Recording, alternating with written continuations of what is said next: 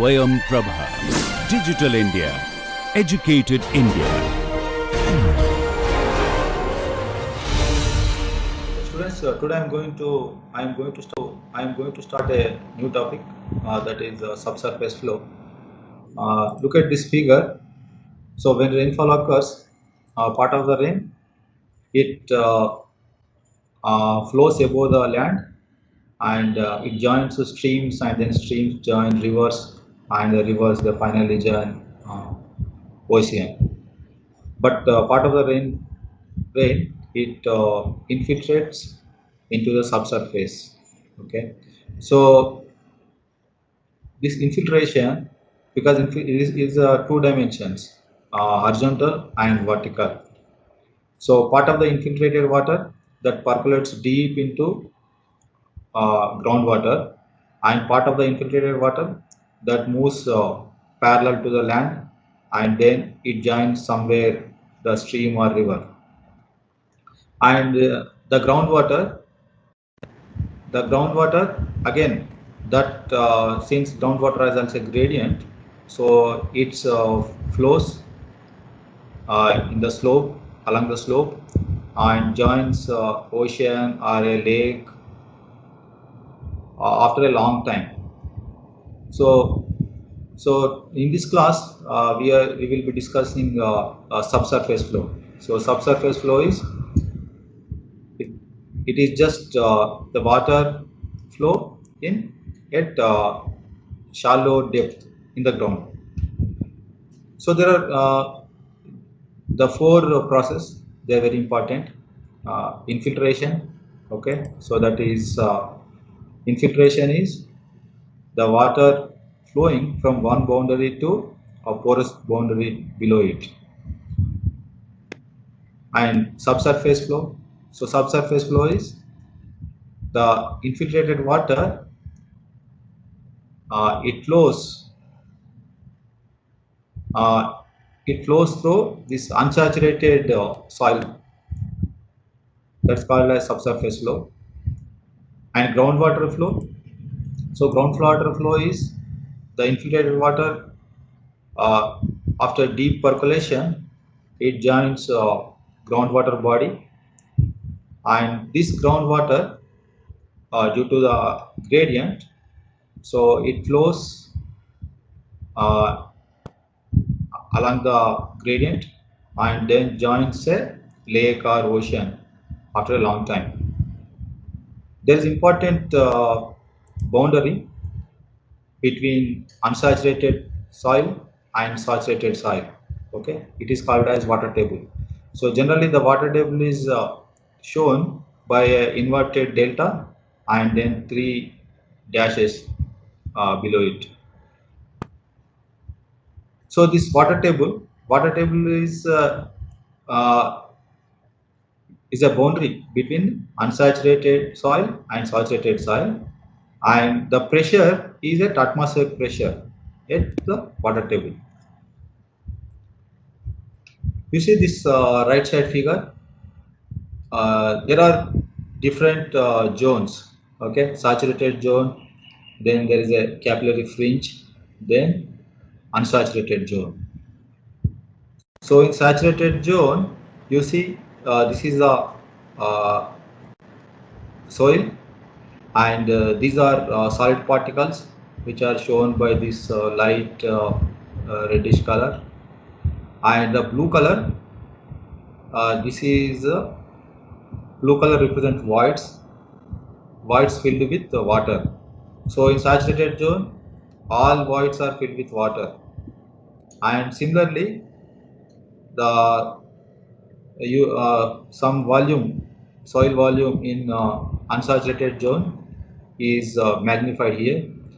uh, so sand particles, I mean the solid particles, then water particles, and also air existing here.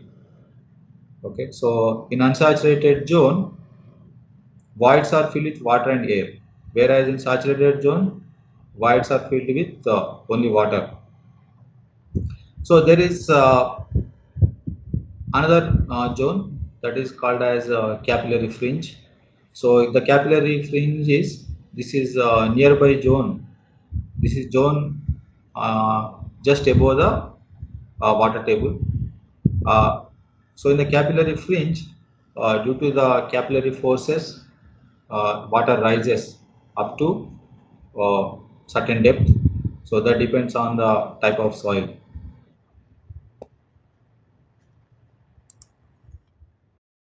So this is a representation of voids and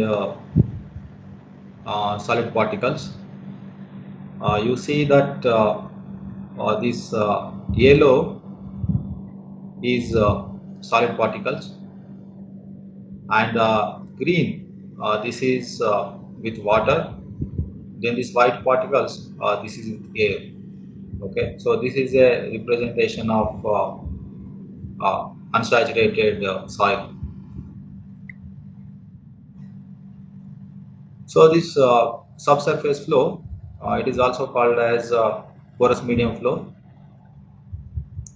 So groundwater flow, that is beneath water table, that exists beneath water table, and water occupies all pores. So this is also called 100% saturated flow. So you see this right side image. This you can see that solid particles, and then bluish space between them. So the bluish space is, that is voids, and it is filled with water, completely filled with water. Then porous media flow. So porous media flow is called as a subsurface flow, where the flow is taking place in unsaturated soil. See this figure, uh, solid particles, and there is a bluish color, and as well as you can see white color in between. So the white color shows the air and the blue color shows the water. So that means voids are filled with air as well as water.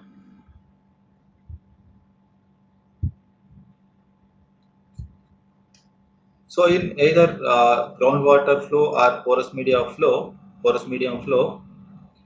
these voids, they are interconnected. Okay, so they form like a small tubes, and the diameters of these pores are kind of millimeters of order. Okay, they're very tiny tubes, and they are joined. So see this streamlines, so that showing the water flowing through the pores. So this is the way the water flow takes place in subsurface.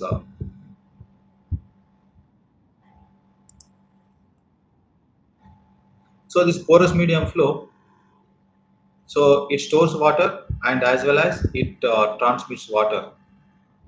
And the storage and as well as this transmission, that depends upon the types of rocks in a rock formation, and number, size, and arrangement of pores. Generally, this sediment rock formations, they are mostly covers our earth, and they are very important in the context of subsurface flow and groundwater flow. Therefore, these sedimentary rock formations are briefly discussed here. So these sedimentary rock formations, their rock types are uh, these seven types. Okay, sandstone, siltstone, claystone, shale stone, limestone, etc.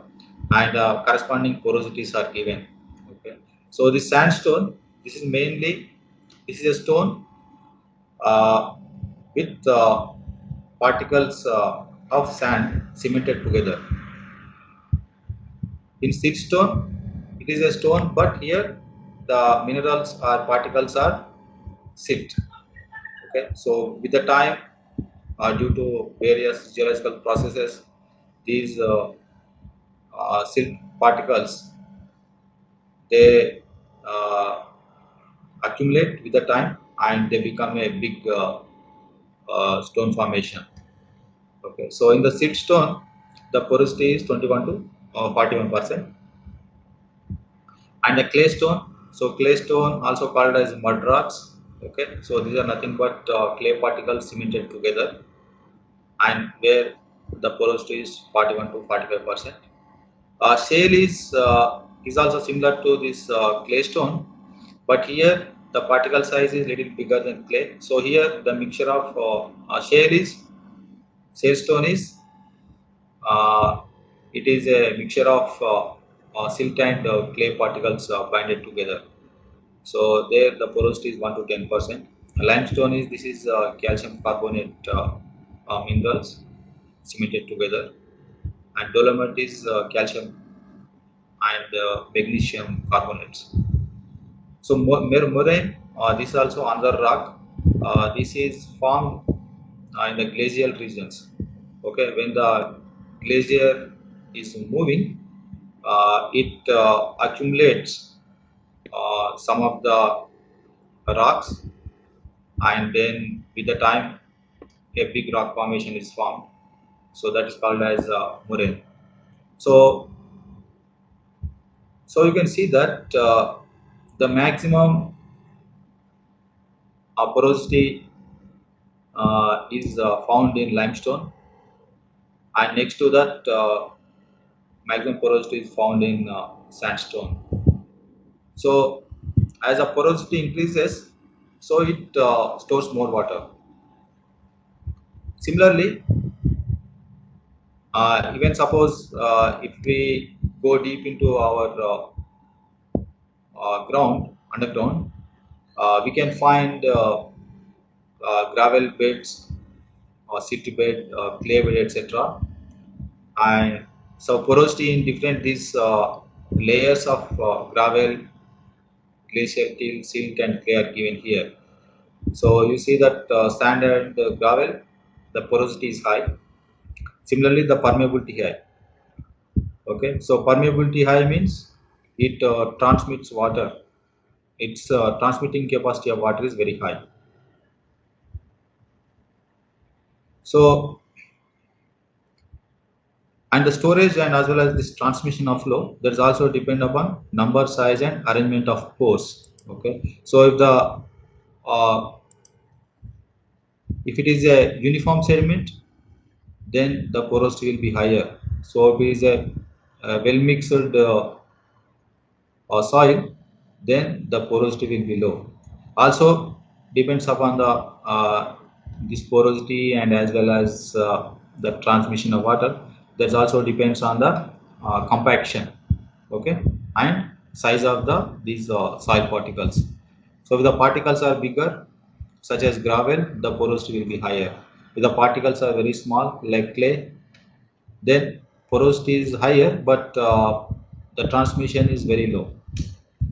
You see here in this table, uh, clay which has got very high porosity, but the permeability is low.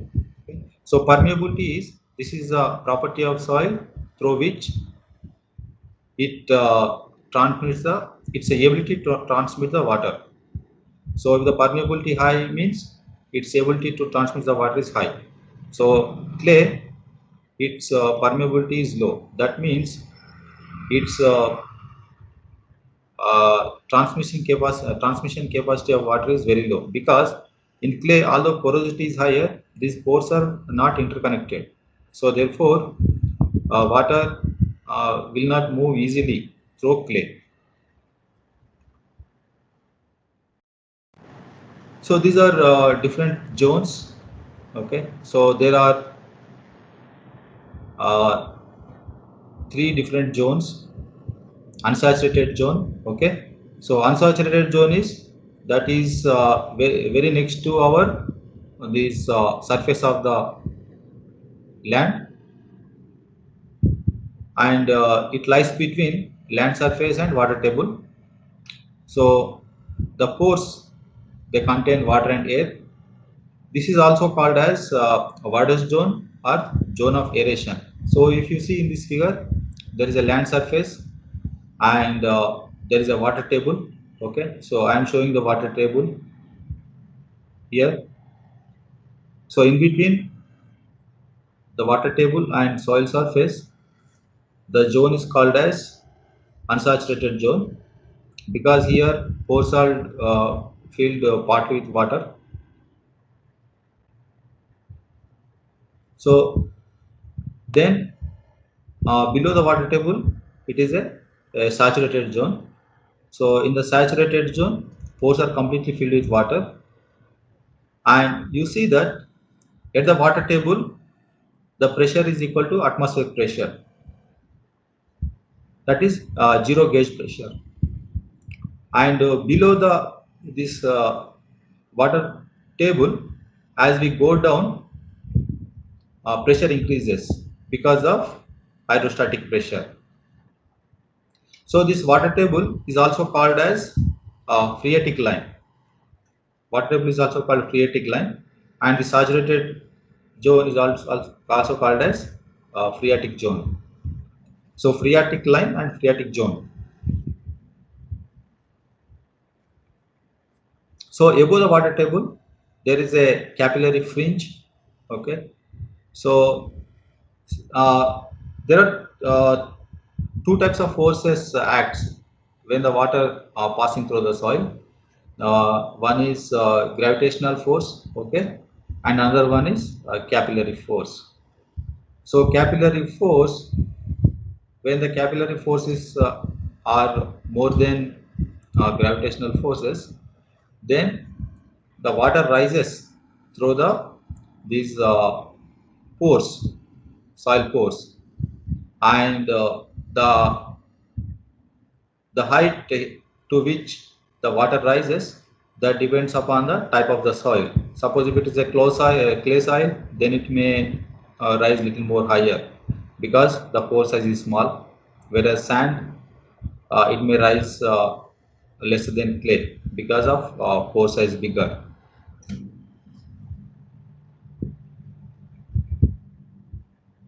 So these capillary forces, I mean, they're mainly because of adhesive forces between soil particles and water particles.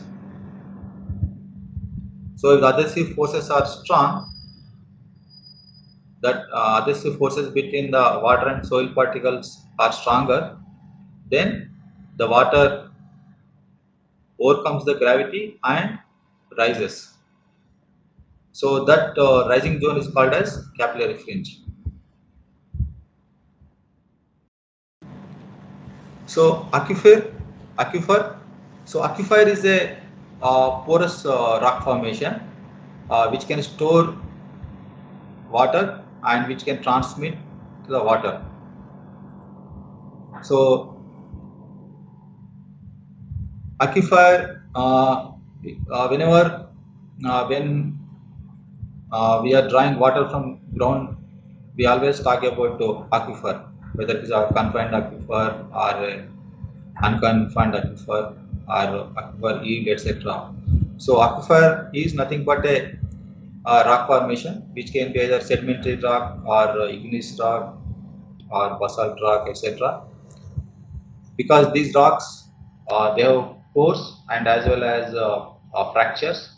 So the water is this infiltrated water that will be stored in these pores and fractures. So you see these aquifers, depending upon the type of soil of which it is made with, there are different types. So that they are named as aquiclude, aquitard, confined aquifer, and unconfined aquifer. So aquiclude, is it is made up with clay. It stores water, but it cannot transmit water. Okay, and generally these aquicludes or aquitards, they are kind of similar. They sandwich a confined aquifer. So aquiclude, it is made of clays, okay, and less shale. That means aquiclude is mainly made up with clay particles. and they store water. Clay is very good at storing water, but because of lack of interconnection between the pores, it cannot transmit the water. That means we cannot take out the water from clay that easily. So next type is aquitard. So aquitard is it's made up with shales. So shale means it is made up with mainly with silt. So aquitard can transmit water, but it don't store the water. So it is a we can call it as a leaky aquifer. See in this right side figure, the confined aquifer, that is sandwiched between two aquitards. Okay, so when there is a rain, so water infiltrates, and the water infiltrates through aquitard, and that reaches this confined aquifer.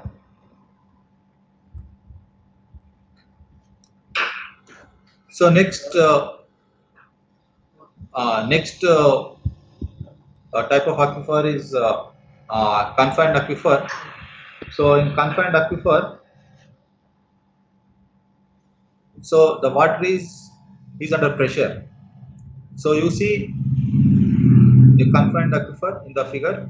So that is sandwiched between two aquitards, and this confined aquifer mainly receives water from the rainfall through recharge at higher elevation, higher altitudes. So you see that in these mountainous areas, there is a boundary of the confined aquifer here, and during the rainfall, water infiltrates through this point, and then water fills in this confined aquifer. And confined aquifer, since it is sandwiched between two aquitards, the pressure is more than the atmospheric pressure. So you can see that the pressure in this confined aquifer, because these tubes are manometers. So you see manometer here that gives pressure in the confined aquifer. So here the pressure in the confined aquifer is shown by a dashed line, and whereas the atmospheric pressure or water table is shown here. Okay, so the pressure in confined aquifer is more than the water table. So then unconfined aquifer. So unconfined aquifer, it is bottom is an impervious layer, whereas top boundary is water table. Okay, so which is also called as phreatic aquifer. So you see here, this is unconfined aquifer, and its top boundary is water table, and the bottom boundary is aquitard. Okay, so when the water seeps, so water stored here, of course, a part of water that seeps into aquitard and through which it seeps into confined aquifer, but that seeping is quantity is very small. So therefore, so whenever water is infiltrating in this open area, so that's stored in this unconfined aquifer.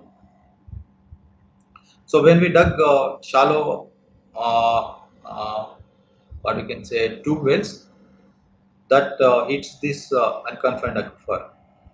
But if we dig a deep bore well, then it can passes through unconfined aquifer and also through confined aquifer.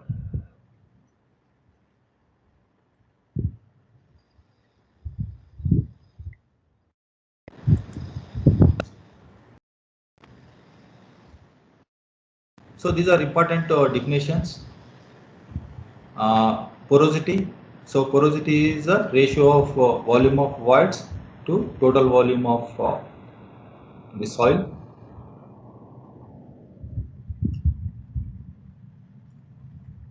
And theta, that is moisture content or water content. So theta is equal volume of water to gross volume. So since in subsurface flow, uh, voids contain water as well as air. Therefore, the moisture content, its maximum limit is porosity, whereas its minimum limit is 0. So 0 means voids are fully containing air. But when theta is colon, that means it is almost saturated. That means all pores are filled with water. So we will be dealing with in subsurface flow. We will be dealing with these three terms frequently. That is porosity, saturation, and moisture content. So this moisture content is also called as water content. So this image, which is a clear picture, you see here this hatched part, that is solid particles, and these hatched particles are bounded with a thick line, so that is water, whereas there is a white parts enclosed by this dark boundary or air filled voids. So here it shows clearly that in unsaturated zone, voids are filled with water as well as air. So theta, that is water content or moisture content. So that is equal volume of water divided by total volume.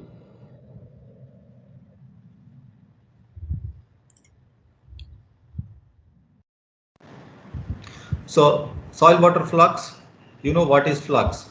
So flux is either scalar or vector, which is crossing an area perpendicularly. So it is nothing but the scalar or vector divided by the flow perpendicular flow area. So soil water flux, that is nothing but discharge divided by the area through which the discharge is taking place. Okay, so small q, that is soil water flux, that is equal to capital Q by A. Uh, so we have taken a small, infinitely small representative volume of soil, so which has voids filled with air and as well as water. The size of this cube, that is dx unit in x direction and dy unit in y direction and dz unit in z direction. So the volume of this representative soil is dx dy dz. So water is flowing through this soil volume. Okay, so let us consider in vertical direction. So this flux is not uniform. So at the bottom boundary, the flux is equal to Q, but at the top boundary, the flux is equal QP plus flux gradient into dz, because we are considering a continuity equation. So when this water is flowing in vertical direction, so some water can be stored or otherwise stored water released. So suppose when the water is flowing in upward direction and the water is being stored here, then the outflow will be lesser than inflow. Or otherwise, suppose when the stored water is released along with Q, then the outflow is more than inflow and storage become depleted. So the gradient of change of this uh, soil water flux, that is dq by dj. So at the top surface is q plus dq by dz into dz, and at the bottom surface it is q. So let's apply continuity equation. Okay. So let us apply Reynolds transport theorem. So Reynolds transport theorem says that the extensive property, that is nothing but mass rate of water flow. So the conservation of that mass net mass flow rate to the system, that is equal to 0. On the right side, so that is equal to, when on the right side we are applying control volume. So in the control volume, so the rate of change of mass flow within the control volume plus net outflow of uh, net outflow of water to the control surface. So since the conservation of mass flow rate within the system is equal to 0, and intensive property, that is nothing but extensive property per unit mass. So that is equal to mass by mass, that is equal to 1. So therefore beta is equal to 1. When we substitute that, uh, this equation, right side equation will get, that is d by dt of integrating rho w over control volume plus rho w v integrated over control surface. So let us take this rate of storage of water within the control volume. So that is d by dt of rho w d volume integrated over control volume. We can write this water volume, that is equal to theta dx dy dz, because theta is a water content, that is equal to volume of water divided by total volume. So the volume of water, that is equal to theta dx dy dz. So that we can write it as rate of change of water within the control volume, that is equal to d by dt of rho w theta dx dy dz. And here the dx dy dz, they are fixed quantities, and the density of water is also fixed quantity. Only the variable changing with time is theta. So therefore we can write rho w dx dy dz d theta by dt, and write most term in the Reynolds transport theorem of continuity equation. So here this is nothing but net outflow. That means outflow minus inflow. So outflow is equal rho w q plus dq by dz into dx dy, because you see here the inflow is qz. This qz is changing with elevation. So therefore in the top surface, that is equal to qz plus dou qz by dou z into dz, and the area through which this qz is passing through, that is dx dy. Okay. So this qx is qz, that is passing through this dx dy perpendicularly. So outflow is this term, that is rho w q plus dou q by dou z dz dx dy, and inflow is rho w q dx dy. So the net outflow, that is equal to rho w dx dy dz into dou q by dou z. So when we add these two terms, so that becomes 0 is equal rho w dx dy dz d theta by dt plus rho w dz dx dy dou q by dou z. And since dx dy dz on the both terms, and rho w is also both terms, so we can take out, then the equation becomes dou theta by dou t plus dou q by dou z is equal to 0. So this equation is continuity equation of water flow in uh, subsurface flow. So where theta is equal moisture content or water content, and q is equal water flux. That is nothing but capital Q by A. So that is volumetric flow rate of water divided by the area through which it is passing. So next, momentum equation. So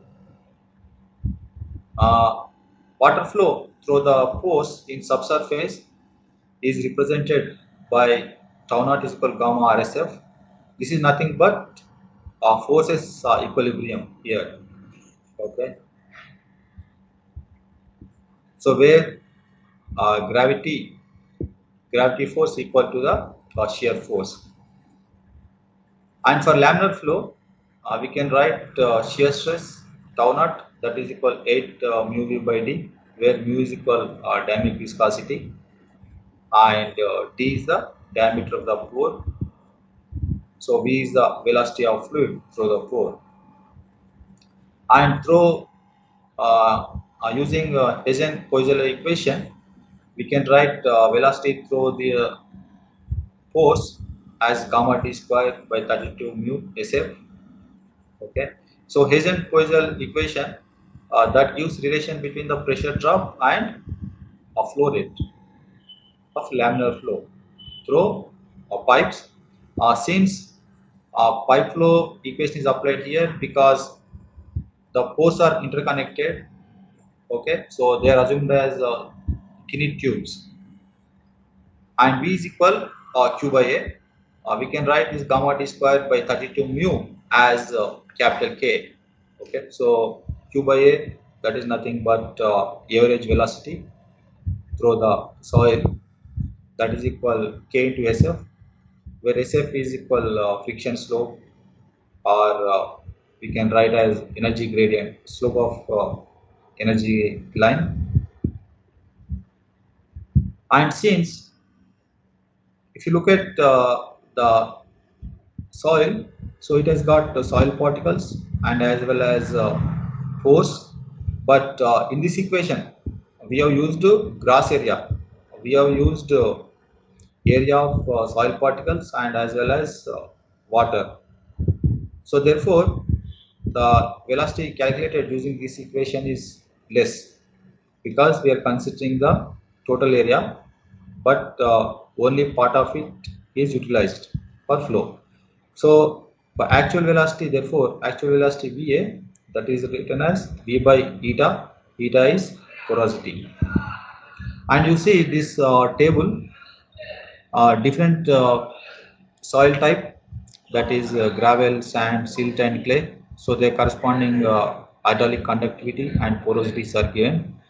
So hydraulic conductivity, this is a property of soil uh, through which it's represents ability of fluid passing through the soil. So if hydraulic conductivity is higher, that means the it can its ability is very high to transmit it the water. So you can see that the gravel size is bigger.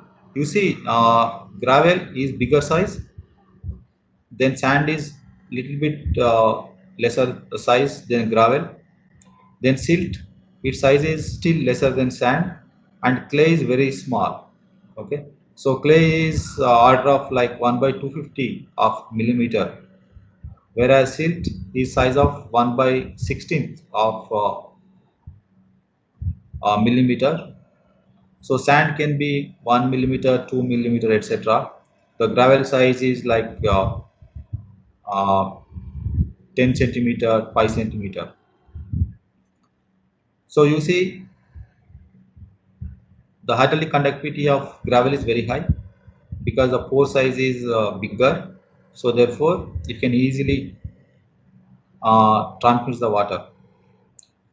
Whereas clay, it has got very high porosity, that is up to 70%, but its atomic conductivity is very less. That means its ability to transmit water is very low.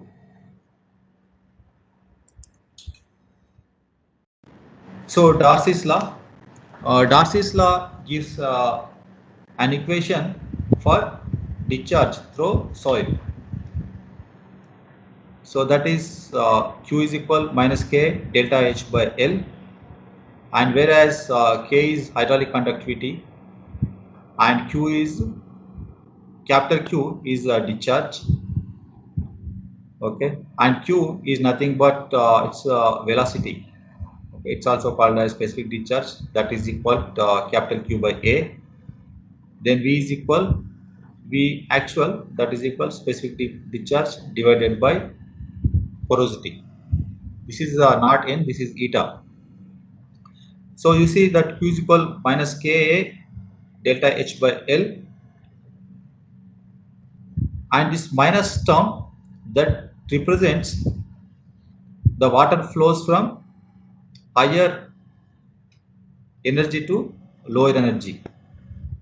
That means in the water passing direction, the head is decreasing. So therefore this minus term represents. So Q is equal, that is Q by Q is nothing but velocity, that is equal capital Q by capital A. So that is equal to minus K H downstream minus H upstream by L. So this H down minus H up by L, that is represented by dou H by dou Z. So specific discharge or velocity, that is equal to minus K dou H by dou Z.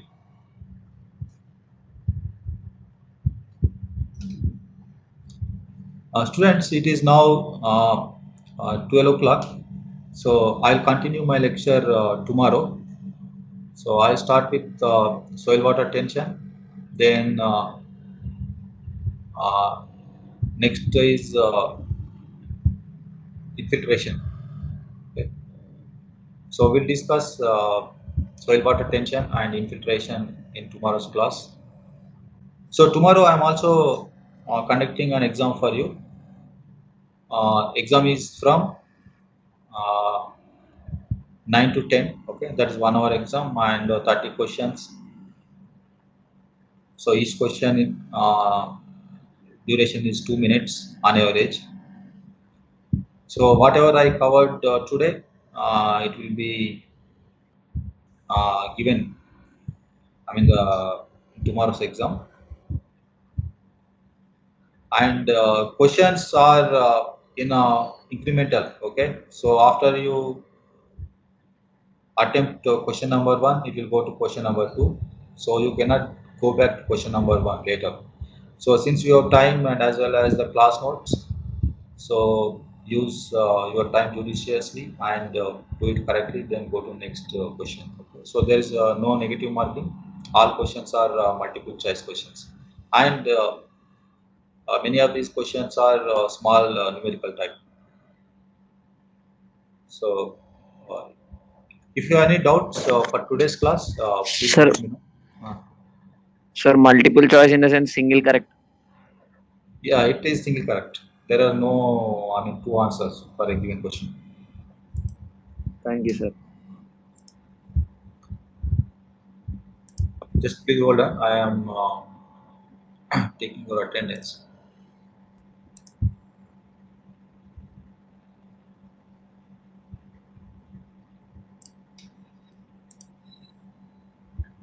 So, do you have any more questions?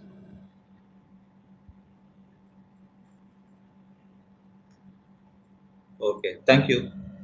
If you don't have any questions, then Sir, uh, these notes would be sufficient now. yeah, these notes will be sufficient. Okay, sir. Thank. Okay, what are the formulas and what is that content? Okay, so that is sufficient.